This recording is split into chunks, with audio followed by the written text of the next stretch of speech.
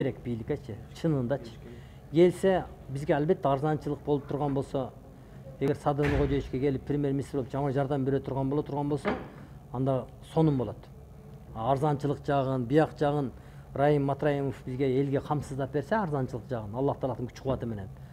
Кыргызстандын өнүгүп, баягы карызын кутулуп кетишин Садыр Нуркожоевич алып чыгып кетсе, мен өтө сүйүнөт элем, урматтуу биртугандар.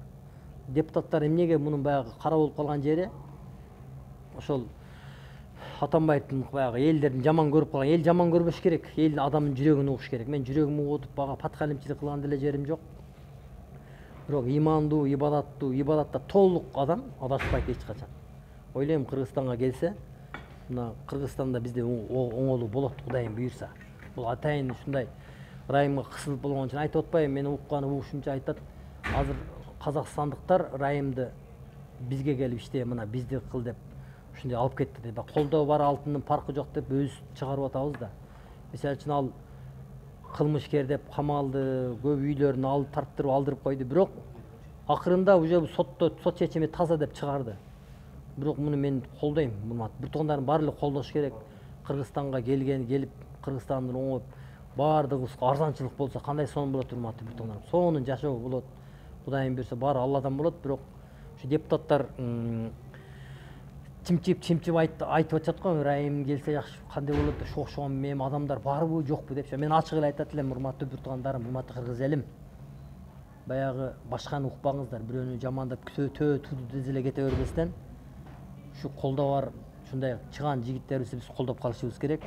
Албетте Райым келип Кыргызстанды, ушу Кыргызстанга биз салымын кошуп, Акылбек Жапаровду премьер-министрге караганда, Акылбек Жапаровго караганда Райымды алып келип койгону түзүгүрак деп ойлойм менчи. Ошон үчүн мен деле оюм ошол. Кыргыз эл колдошубуз керек, урматтуу кыргыз элим. Бул баары Алладан болот, ырыскыны берген Алла, бирок себепкер кылып коет. Ушу Райымды бизге себепкер кылып койсо, кайра мурдагыдай арзанчылык болуп, азыр 60 сом, 100 долларга чыгат дегендер маалыматтар болот бензиндер. Муну эртелетип, эртели күндө баягындай эле эме кылып туруп, элге жарыялап, элге түшүндүрүп, биртугандар түшүнбөгөн адам жок. Баардыгы эле арзанчылыкты каалайт. Кийимдер деле кымбаттап кетпедиби? Ушу кийимдер деле баардыгы нугуна түшүш үчүн, бизге жакшы жашоо үчүн ушундай окшогон бизге кыргыздын чыган жигиттер келип, Кыргызстанды оңдоп кетсе, биз 5 колдоп колдойбуз. Албетте колдойбуз. Анан жанындагы бирок келгенден кийин дагы жанындагы жүргөн адамдар баягы 200-лөрдөн булар эми алыс болуш керек да Райымдычы. Себеби Райымдын жанында жүргөндөр эле сатып койду да. Жанында жүргөн. Душман алыстан келбейт, ар дайым душман ал жаныңда болот. Ошон үчүн жалпы кыргыз элиме айтат элем, урматтуу биртугандарым, колдойлу урматтуу биртуган. Бул жерде паткалимчилик жаткан жок. Мен себеби Кыргызстанга арзанчылыкты каалап атам. Кыргызстан арзан болуп, жакшынакай бир жашоодо жашап кетүүсүн каалайт элем, урматтуу биртуган. Күндөн күнгө кымбаттап атканы бардыгыбыз мойнубузга алабыз. Аны мойнубузга алышыбыз керек. Ошон үчүн аман болгула, эсен болгула, урматтуу биртугандарым. Биздин саатыбыз YouTubeга кире турган минутубуз өтө көп калган үчүн баардыгыңардын үчөң тең сурооңорду түшүндүм. Сенде суроо болсо, сен деле берсең болот, урматтуу биртугандарым. Кандай суроолоруң болсо? Ассаламу алейкум. Акбал ака кандайсыз? Ден соолдар жакшыбы? Мен мындай суроо да. Али Токтогунов деген бир журналист бар да. Райымды жаман кылган. Райымды жаман кылган, жаманатты кылган, кыргыздын душманы кыргыз дегендей ошондой эмелер болуп кетти да бул жагы. Эми кыргыздын душманы ким экенин эми эл билиш керек да. Кыргыздын душманы. Эми Али Токтогунов айтып чыкты, эми ушунча 6 миллион элди чакырчылык менен кыйнап атат да. Ошо Али Токтогунов деген эми ошого бир чара көрсө болбойбу деген вопрос да мендечи. Бул жерде отуруп алып эле ар нерсени сүйлөп же Кыргызстанды кыйнап атат азыр.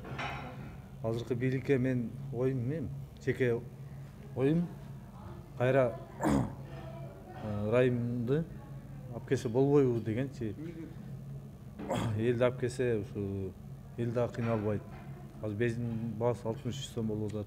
Элге эле кыйын болот. Элге эле кыйын болуп, кайра көтөрүлүп эле. Эл каякта ба билбей эле революция деп эле жүрө берет. Одан көрө жакшы адамдарды алып келип, ушу Райымга окшогондорду иштетсе, мен ошону каалайт да. Эми Али Токтогунов эми Алла Таала өзү бар да. Алла өзү баарын көрүп турат биртуган. Ага деле Кудай бар. Баягы Куранда деле айтат го, кимде ким бирөөнүн айыбын таап ошону эгер күнөөлөгөн болсо, ошол нерсе өзүнүн башына келмейинче өлбөйт дейт. Кудайым өзү секин алып келет ал күндөргөчү. Биздин просто кыздын ырыскыбызды баягы булар ойлоду да. Бул Райым Али Токтогулдун ою мындай болгон да, Райымды кыссак, Атамбаев экөөбүз чогуу. Ошонун приказын кылсам, Райымды кыссак, Райым биздин токтотсо, анан Кыргызстанга жакырчылык келсе деген ой менен болгон да. Ошол нерсе болду азыр биздечи. Райымды кысып, каматып, үйүнө алдырып. Бирок негизи колдош керек, азыр актап чыкты. Мына бийликти ушуга окшогон жигиттерге берип, мына Садыр Нуркожоевичке жардам берсе болот келип. Арзанчылыкта. Азыр Райым келгенде, премьер болуп келгенде эле бизде арзанчылык болуп келсе, кандай махабат, кандай сон турган. Мен деле арзанчылык жашайм. Азыр мен үйүмө продукта кылыш үчүн, мисалы үчүн 6000 сомдук, 7000 сомдук продукт акча кетет да. Бир күнгө. Ал бир жумага жетет. А мурда 1000 сом менен 2000 сом менен кеңир продукт алып кирип кетчилик да. Ошон үчүн силерге да рахмат, бир тууганым, ушундай тозу, бензин 30 сом эле тура эле айтасың. Азыр силерге да рахмат, ушунчалык кыргызына күйгөн жигиттер экенсиңер. Өтө кармап, силерге мен текеберлик кылып кетип калсам болот эле. Бирок бул чыныгы жүздөн тура маалымат болду. Мен деле оюм ошол, Райым Матраимовду кыргыз эли колдоп алып келип алышыбыз керек. Депутаттарга карабайлы. Депутаттарлар эки жүздүлөр. Алар келсе Райымдын биягына киришип, аягына кирип, Райымды жаманат кылганга аракет кылышат. Андан көрө эл алып келиш керек, эл талап кылыш керек. Эл Райымдын жумушка келүүсүн каалайбыз, Райым келсин деген болсо, сөзсүз Садыр Нуркожоевич колдойт, келет элчи. Анан эл колдобой туруп, колдобогон болсо, анда 120 депутатын алып келиши кыйыныраак болот. Ошон үчүн силерге да чоң рахмат, ишиңерге ийгилик, аман болгула, Кудайым буйрса, бул жакырчылыктан чыгып кетебиз деген оюбуз бар.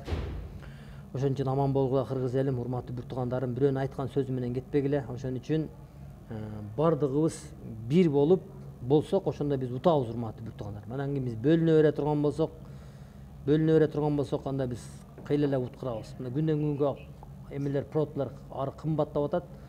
Шунун арзандатчысына мына Садыр Нуркожоевичке деле кайрылсак болот. Бул нерсе тууралуу Райым Матраимов келип Кыргызстанга салымын кошсо жакшы болот. Себеби Казакстанга кетип калды деп уктум мен, Казакстанга иш кылтат деп. Райым Матраимов андан көрүшү биздин Кыргызстанга кызмат кылса өтө жакшы болот эле, кысым болбосо. Ошон үчүн ден соолук болсун баарыңызга, кыргыз элибизге тынччылык болсун, арзанчылык болсун. Эки дүйнө бактылык менен жашасын бир туугандар. Ассаламу алейкум, рахматуллахи ва баракатуху.